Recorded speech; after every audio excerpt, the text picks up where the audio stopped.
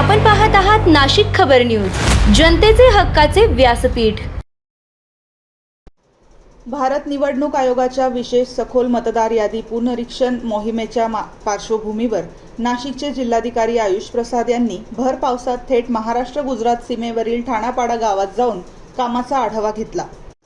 हातगड ग्रामपंचायती अंतर्गत येणाऱ्या या दुर्गम गावात जिल्हाधिकाऱ्यांनी दिव्यांग मतदार भाऊराव गुलाबराव मोरे यांच्या घरी भेट देत मतदान केंद्रस्तरीय अधिकारी अर्थात BLO यांच्या माध्यमातून प्रगणना फॉर्म भरून घेण्याचे प्रत्यक्ष प्रात्यक्षिक करून दाखवले।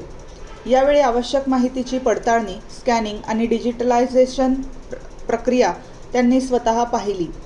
यावेळी सहाय्यक जिल्हाधिकारी तथा उपविभागीय अधिकारी डॉक्टर कश्मीरा संखे, तहसीलदार रामजी राठोड आणि नायब तहसीलदार सुयोग वाघमारे उपस्थित होते।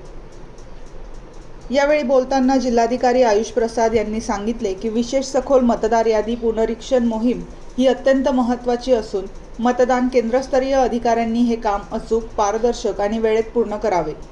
दुर्गम आणि सीमावर्ती भागातील एकही पात्र मतदार नोंदणीपासून वंचित राहणार नाही, यासाठी प्रशासन कटिबद्ध असल्याचे त्यांनी स्पष्ट केले। यानंतर जिल्हाधिकारी आयुष प्रसाद यांनी दळवट येथील शासकीय आश्रमशाळेलाही भेट देत शैक्षणिक कामकाजाची पाहणी केली आणि संबंधित अधिकाऱ्यांकडून माहिती घेतली।